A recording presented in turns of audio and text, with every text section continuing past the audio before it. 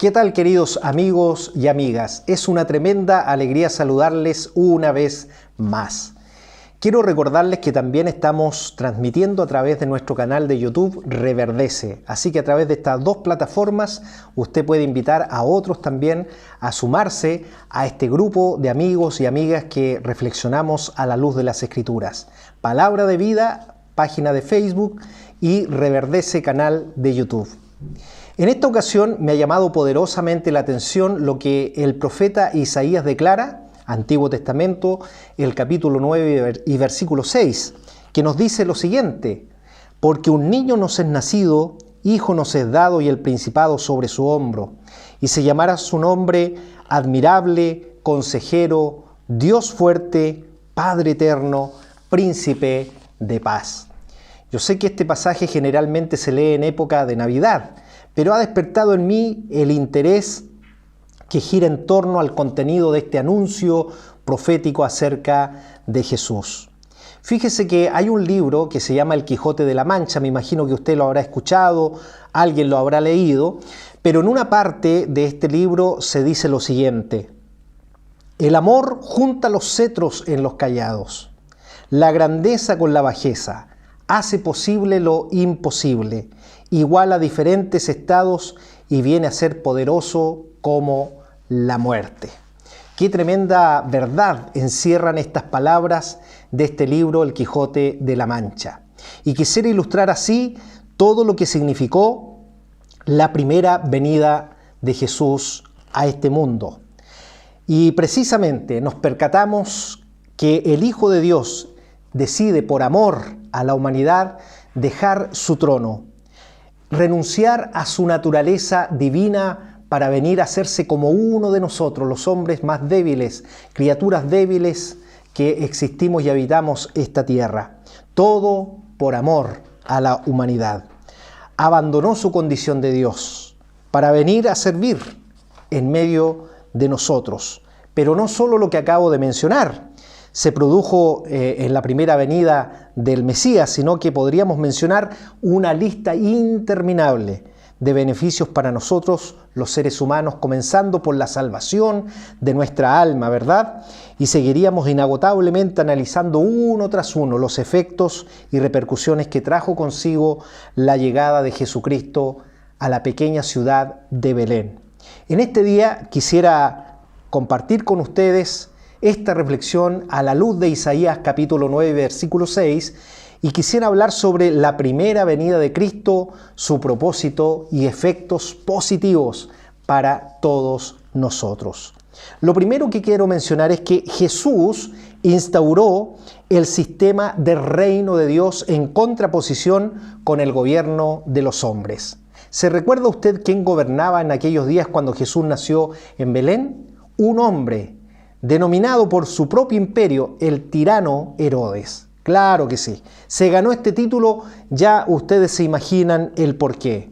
Mandó asesinar a todos los primogénitos en medio del pueblo gobernado por él, por temor a que el que venía, que era Jesús, viniera a usurpar, según él, el trono que él se merecía. Y por eso mandó a matar a todos los primogénitos de la época. Y Jesús, obviamente, junto a sus padres, José y María, se salvaron porque tuvieron que trasladarse hasta Belén, donde nació en un pesebre.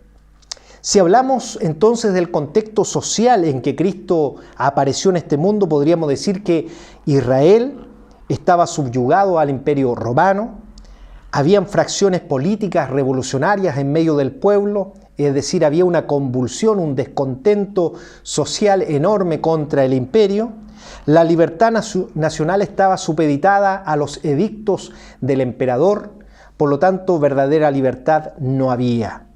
En segundo lugar, podemos mencionar que Herodes representaba, como dije anteriormente, la tiranía, la implacabilidad y la violación de los derechos humanos, algo que es conocido por nosotros en nuestra época, porque ahí no había ninguna democracia, era el emperador gobernando sobre todo el mundo conocido. Mientras los hombres gobiernen, mis queridos amigos, seguirán suscitándose injusticias, vulneración de toda índole, porque somos imperfectos. Aunque una coalición política, un acuerdo político tenga las más buenas intenciones, siempre se van a producir errores y se van a producir también injusticias. Albert Einstein, el científico, dijo en una ocasión: el problema del hombre no está en la bomba atómica, sino en el corazón, en su corazón. Qué tremenda verdad declaró este hombre, ¿verdad? Porque es en el corazón donde se arraiga el bien o el mal. Por eso, en medio del gobierno de los hombres, viene un verdadero líder para liberar el alma y el corazón de los seres humanos. Y por eso Dios el Padre le da estos títulos a través de labios del profeta Isaías, el versículo que acabábamos de leer al principio: admirable, consejero, Dios fuerte, Padre eterno, príncipe de paz. Y en el Nuevo Testamento la iglesia, los primeros cristianos, añadieron un título más: Señor de señores. Ese título recibió Jesús de parte de sus seguidores. También nos podemos recordar lo que el apóstol Pablo habla del reino de Dios que trajo Jesús aquí a la tierra. Pablo dice: porque el reino de Dios no es comida ni bebida, sino justicia, paz y gozo en el Espíritu Santo. Es decir, en el reino de Dios nosotros gozaremos libertad, tendremos verdadera felicidad y algo maravilloso: el Espíritu de Dios habitará en nosotros si creemos en Jesús como nuestro Salvador. El reino de Dios se hará efectivo en nuestras vidas. ¿Dónde radica la esclavitud o la libertad entonces? En el corazón de cada hombre, de cada mujer, de cada joven, de cada señorita. Es ahí donde Jesús hace real sus títulos otorgados por el Padre. Él liberta, Él rompe ataduras, Él trae verdadera felicidad, convierte la tristeza en alegría, porque cuando Jesús llega a una vida, lo transforma todo. En segundo lugar, instauró el auténtico camino a Dios en contraposición a lo que la religión estableció como camino a Dios. En aquel tiempo, cuando Jesús desarrolla su ministerio en la tierra, estaban los líderes religiosos de la religión judía dominando el saber, el conocimiento de la fe. No comprendieron nunca estos hombres que Dios llamó a Israel y los constituyó como un reino de sacerdotes para llevar el conocimiento del único Dios verdadero al resto de las naciones. No entendieron nunca. Este fue un grave error que estos cometieron. Y un segundo error fue que rechazaron a Jesús como el verdadero Mesías. Por lo tanto, el judaísmo cayó en un efecto centrípeto, es decir, ellos giraron en torno al pueblo de Israel y a ellos como nación, olvidándose del resto de las naciones. ¿Y cuál era la voluntad y propósito de Dios? De que el efecto sea centrífugo, es decir, que el conocimiento del único Dios verdadero irradia a todo el resto de la humanidad. Ellos, lamentablemente, fallaron. Creo que la declaración de Cristo en Mateo 9:3 encierra el gran error de los líderes religiosos. Jesús dijo: id pues, les dijo a los líderes religiosos, y aprended lo que significa misericordia quiero y no sacrificio, porque no he venido a llamar a justos, sino a pecadores al arrepentimiento. Claro, Jesús no enseñó dogmas, no enseñó doctrinas, sino que enseñó un camino expedito a Dios. Él no vino a presentar a un Dios, al Dios de las batallas, sino a un Padre que espera amorosamente por los hijos. Y por eso enseña la parábola del Hijo Pródigo, donde muestra en el Padre el gran amor de Dios por toda la humanidad. ¿Cuál es la esencia del cristianismo entonces? En el primer libro del profeta Samuel, capítulo 22 y versículo 2, se nos relata el contenido entonces del cristianismo. ¿Qué es? Dice que hablando de David, aquí el profeta Samuel, y se juntaron con él todos los afligidos y todo el que estaba endeudado y todos los que se hallaban en amargura de espíritu, y fue hecho jefe de ellos y tuvo consigo como 400 hombres. De este grupo de fracasados, dice que este grupo se transformó en el ejército de David, y de este grupo salieron un grupo de élite en la guerra que se llamaron los valientes de David. Era tal la unción que había en David que esto pudo influenciar la vida de estos hombres que estaban fracasados. Así también la unción que estaba sobre Cristo Jesús fue capaz de transformar la vida de las personas. Por eso multitudes seguían a Jesús. Hoy día eso no ha cambiado. La unción de Cristo sigue vigente a través del Espíritu Santo en la vida de la iglesia. El mensaje de Jesús puede cambiarlo todo en su vida, como lo ha hecho en nosotros. Cuando Cristo llega a este mundo, trae consigo la misión de restaurar el camino a Dios.